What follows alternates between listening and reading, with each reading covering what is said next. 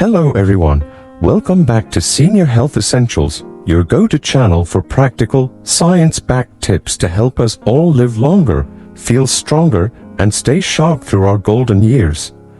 Have you ever jolted awake in the dead of night, heart pounding, only to stare at the clock blinking, 3 a.m. and wonder, why now? What if that ungodly hour isn't a curse, but a secret signal from your body, one that holds the key to better sleep and deeper self-understanding? Imagine turning frustration into empowerment, using a simple insight to transform those lonely pre-dawn moments into opportunities for growth. In the next few minutes, you'll discover 5 surprising reasons older adults wake at 3 a.m.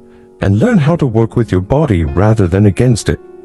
Stay with me, because the third reason might challenge everything you thought you knew about insomnia. Good evening, or should I say, good awakening? If you're one of the countless people over 50 who finds themselves wide-eyed at 3 a.m., you're not alone, and it's not your fault. You might lie there in the hush, feeling a flicker of anxiety. Is my body betraying me? Am I broken? The truth is, waking at 3 a.m. is far more common than we realize, and it's rooted in fascinating changes in our physiology, psychology, and daily routines. Tonight, we're embarking on a journey through 5 deep dive reasons behind those early morning wake-ups. We'll unravel the science of hormone shifts, explore how decades of habits quietly reshape our internal clocks, and even touch on the emotional currents that surface when the world is still. By the end of this video, you'll not only have a fresh perspective on your sleep patterns, you'll gain practical strategies to help you slip back into rest or greet the morning with a renewed sense of calm. Let's pause for a moment. Picture yourself lying in a dark room. The world outside is silent. Yet inside your mind, a question loops. Why can't I stay asleep? What if that question is actually an invitation to listen more closely to the whispers of your body, to honor the seasons of life, and to embrace your changing needs? That's the promise of tonight's discussion, turning confusion into compassion. Before we dive into reason #1, here's a quick preview of what's coming. Melatonin's slow farewell. Why the natural drop in sleep hormone production can leave you tossing and turning. Advanced sleep phase. How our internal clock gradually shifts forward, making us early birds without even trying. Hidden health hiccups. The subtle aches, medications, and bodily cues that quietly nudge you awake. Routine rewinds. Why eating earlier, moving less, or losing daily structure can reset your sleep schedule. Emotional echoes. How the stillness of night can awaken long-buried thoughts, worries, or yearnings. Each of these reasons is backed by real research and real stories. You'll meet people like Harold, who learned to darken his room and reclaim his nights. Charles, who stretched his evening ritual to align with his new sleep phase. And Gloria, who found solace in a simple bedside journal. These aren't outliers. They're our guides, showing us that understanding is the first step toward change. So, what do you say? Are you ready to turn that 3 a.m. wake-up from an enemy into an ally? Hit that like button if you've ever fought the 3 a.m. battle, and consider subscribing so you don't miss the next step in our sleep-positive roadmap. Now, let's begin with reason #1. The fascinating science behind melatonin's gradual exit from center stage. Let's dive into reason #1. The remarkable, and sometimes frustrating, decline in melatonin production as we age. Melatonin, often called the sleep hormone, is your body's natural timekeeper. It's secreted by a tiny gland in your brain and signals to every cell, hey, it's time to wind down. When melatonin levels rise in the evening, you feel drowsy. When they fall in the morning, you prepare to wake up. It's the orchestra conductor for your sleep-wake cycle, guiding you gracefully from wakefulness into rest and back again. But here's the catch. After age 50, your internal production of melatonin begins to taper off. Think about it like a dimmer switch slowly turning down the lights on your nighttime routine. In your youth, that switch was full blast.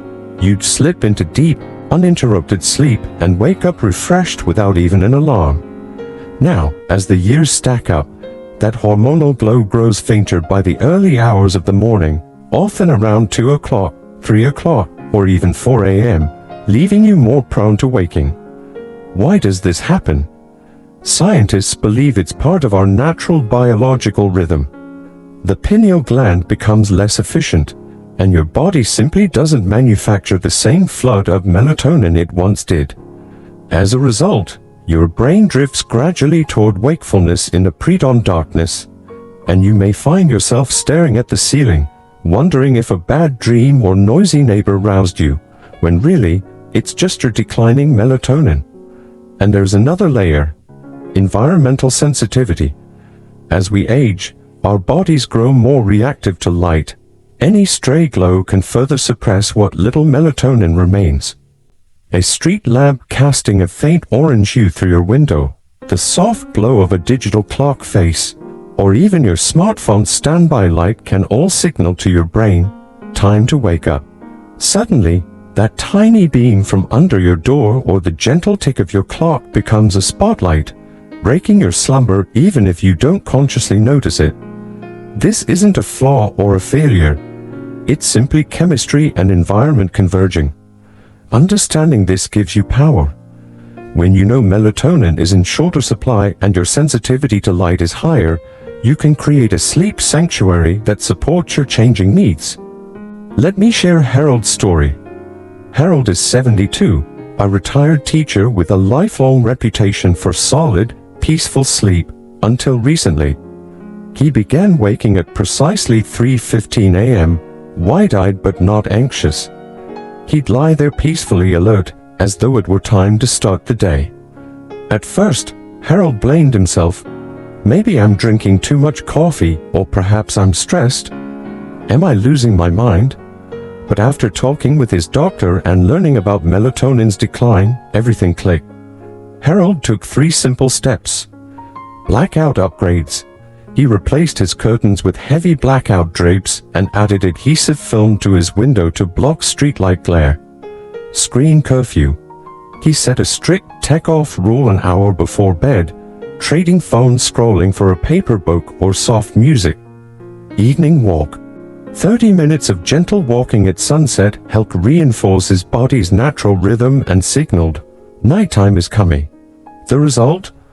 While Harold still wakes in the early hours, he no longer feels frustrated or to blame. He understands his body's shifting chemistry. His blackout curtains keep melatonin suppression to a minimum. His screen curfew prevents late-night light pollution, and his sunset stroll helps synchronize his internal clock. Now, if he does stir at 3:15 a.m., he takes a few deep breaths, acknowledges his body's signal, and often drifts back to sleep within minutes. You might be thinking, that sounds great for Harold, but what about me? Here's the takeaway. You don't have to conquer this change with willpower alone. By adjusting your environment and habits, darkening your room, dimming screens, and reinforcing natural cues, you're giving your body the support it needs. You're turning melatonin's gradual fade from an enemy into a guide, helping you tune into your personal sleep rhythm rather than fighting it. So tonight, before you climb into bed, take a moment to assess your sleep haven. Are there pinpricks of light sneaking in? Could you shift off your devices an hour earlier? What gentle evening ritual might remind your body that darkness is here to stay?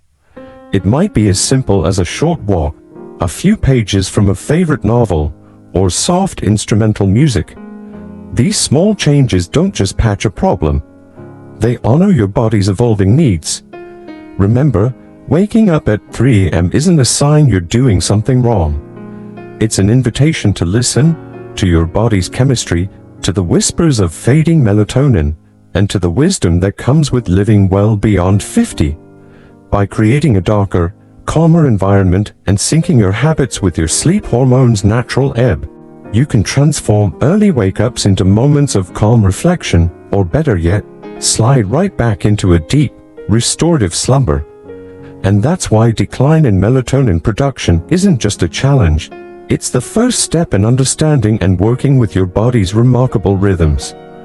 Up next, we'll explore how your internal clock itself shifts forward with age, making you an unintended early bird. Stay tuned. Now that we've explored the role of fading melatonin, let's turn our attention to reason #2, the advanced sleep phase, your body's internal clock quietly shifting forward as you age. Imagine an internal timepiece that, bit by bit, resets itself earlier each day. What once had you nodding off comfortably at 11 p.m. may now send waves of drowsiness by 9 p.m. and leave you wide awake in the wee hours. This isn't insomnia or laziness. It's simply your circadian rhythm evolving with time. Here's how it feels in real life. You're watching your favorite show, and instead of enjoying the plot twist at 10:30 p.m., your eyelids grow heavy at 9. You set an alarm for 7 a.m., yet you wake unbidden at 3 or 4 a.m., alert and energized, long before dawn breaks. Many of us chalk this up to stress or poor habits, but in reality, biology is at work. As we move past middle age, our suprachiasmatic nucleus, the small cluster of cells in the brain that governs your internal clock, begins to advance. Your sleep window slides forward, like a train departing the station earlier each night. Unlike a medical disorder, advanced sleep phase is a natural adjustment. Decades of exposure to light, changes in hormone patterns, and shifts in lifestyle gently nudge your clock ahead. Picture a clock face where, over years, the hour hand edges forward, no sudden jumps, just a steady drift. Recognizing this as a normal phase of life can relieve the guilt and anxiety that so often accompany unexpected early awakenings. But biology is not the whole story. Psychology and environment amplify this shift.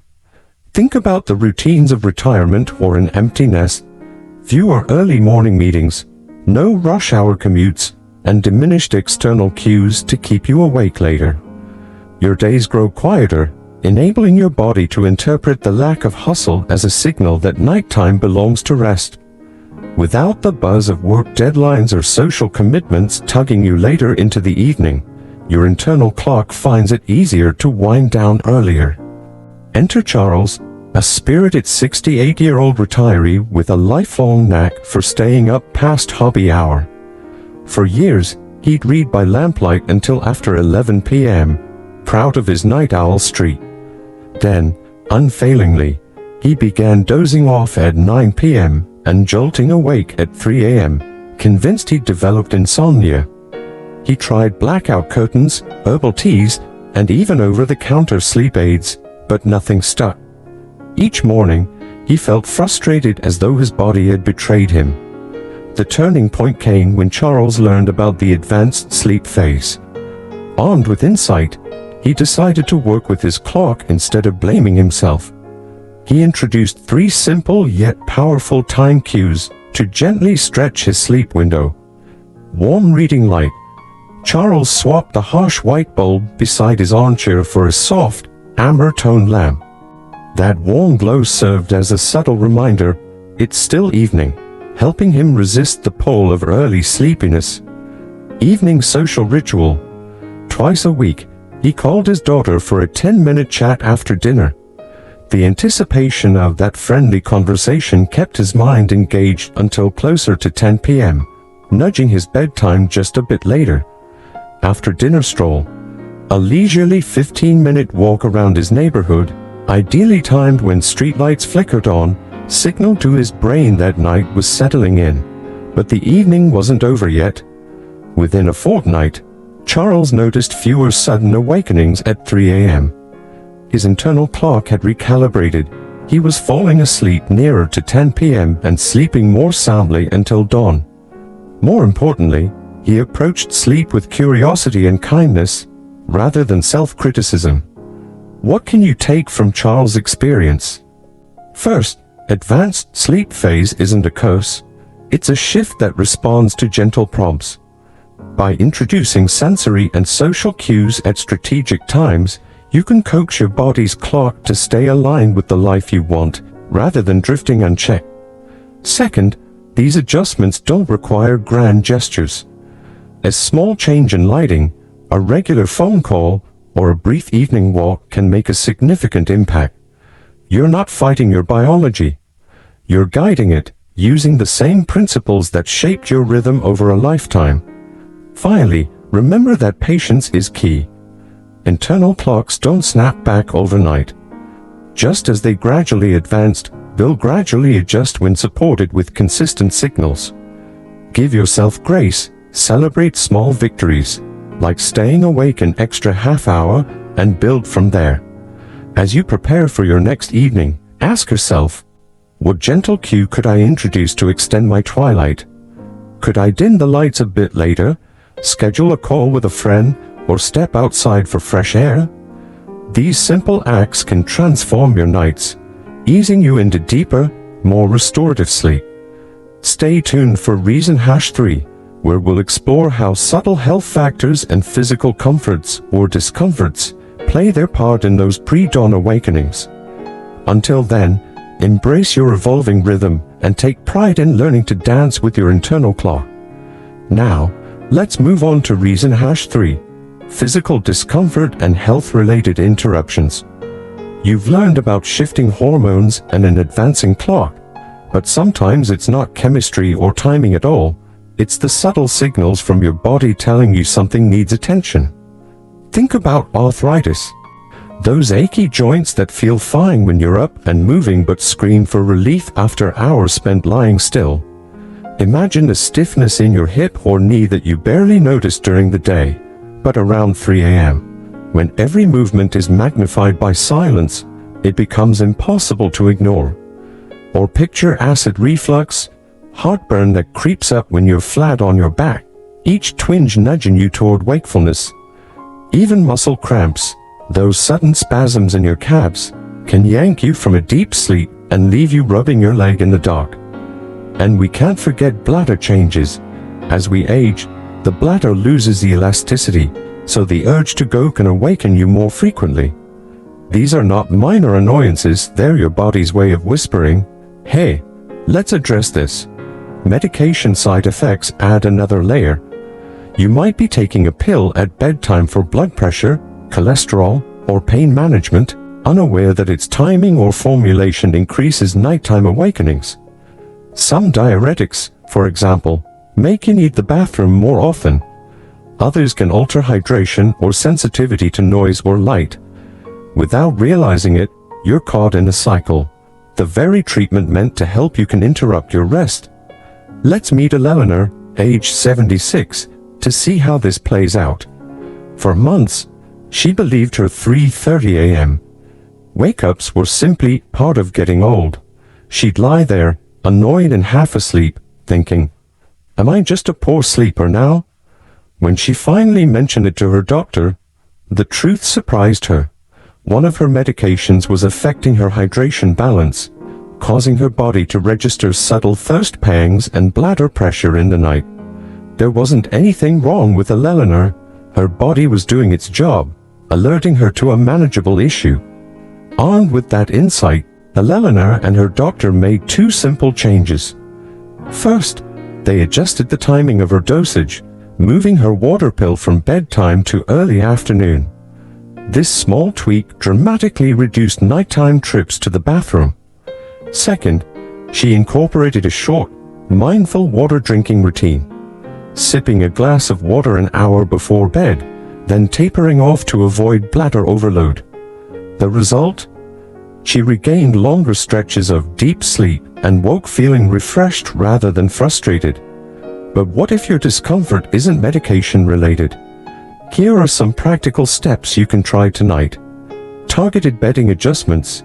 If joint pain is your culprit, consider a memory foam pillow between your knees or under your hips to align your spine. For acid reflux, elevate your head and torso slightly with a wedge pillow to keep stomach acid where it belongs. Gentle pre-sleep stretches. Spend 5 minutes before bed doing gentle stretches or yoga poses that open up tight muscles. A few calf stretches, hip openers, or shoulder rolls can prevent those sudden cramps and ease arthritis stiffness. Hydration strategy. Balance is key. Aim to hydrate throughout the day and taper off in the 2 hours before bed.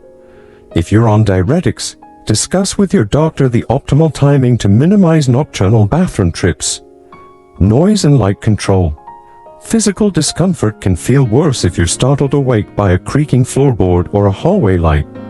Use blackout curtains to darken your room and a white noise machine to mask disturbances. Your body will thank you with fewer interruptions. Medication review. Regularly review your prescriptions with your healthcare provider. Ask whether any nighttime medications could be shifted to daytime or replaced with alternatives that are gentler on sleep.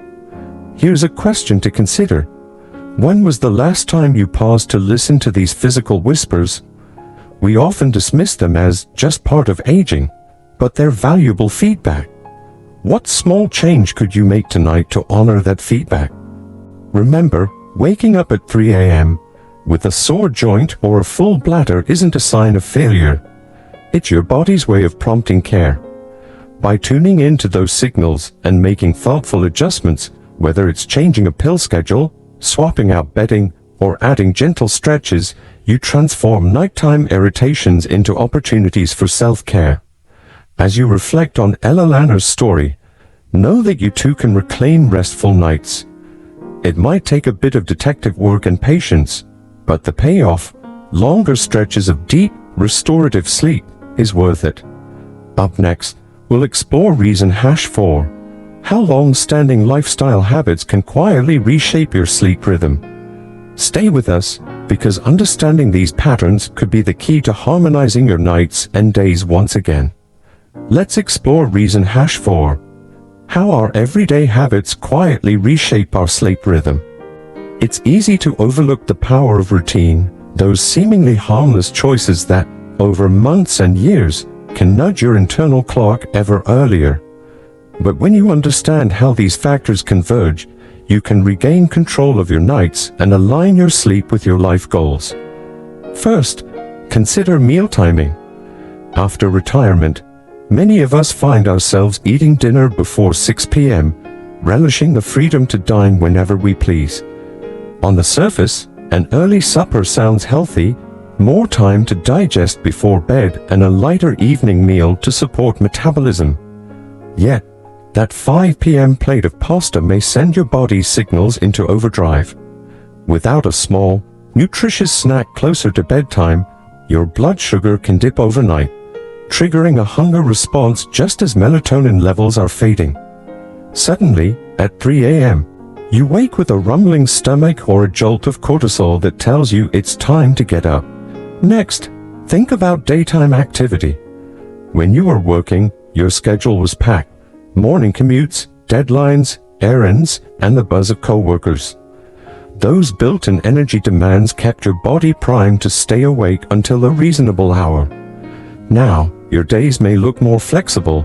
Leisurely breakfasts, afternoon TV, perhaps a late morning social call. The downside? Lower physical exertion means fewer natural signals to your brain that day is for doing and night is for sleeping. Without those cues, your body can interpret quiet afternoons as permission to activate the sleep program earlier, so when evening falls, you're already well on your way towards shut-eye. Then there are the tempting but disruptive naps. A 20-minute power nap after lunch can feel like a miracle cure, boosting alertness, lifting mood, filling gaps between activities. But when you're snoozing in your recliner at 4 p.m. or catching, just a few minutes after your evening meal, that extra shut-eye chips away at your homeostatic sleep drive. By the time bedtime rolls around, your body has already checked off a large part of its rest requirement and starts winding down too soon. The result? You find yourself nodding off during prime-time TV and tucking in for the night well before you intend. Now, let's meet Walter, age 74, to see how these lifestyle tweaks play out in real life. For most of his retirement, Walter enjoyed a peaceful routine. A hearty supper at 5 p.m., a cup of tea while watching the evening news, followed by his recliner time, where he'd drift off reading the newspaper. By 9 p.m., he was in bed, and by 3 a.m. his eyes were open, framing the darkness. Despite trying blackout curtains and meditation apps, his schedule remained stubbornly rigid. The breakthrough came when Walter tracked his daily habits for a week. He noticed 3 key patterns. Very early dinners left the long fasting window before morning, leading to occasional nighttime blood sugar drops. Minimal daytime movement meant he had excess energy unused by bedtime. Post-dinner dozes reduced his sleep pressure for the night. With these insights, Walter introduced 3 simple shifts. Move dinner closer to sunset. Instead of dining at 5 p.m., Walter began eating around 6:30 p.m. This shorter gap before bedtime stabilized his overnight blood sugar and reduced those midnight hunger pangs. Incorporate afternoon walks. Each day after lunch, he started a brisk 20-minute walk in the fresh air. This gentle exercise not only boosted his cardiovascular health, but also provided a natural cue to his brain. Daytime activity is still happening, stay alert. Restrict evening naps.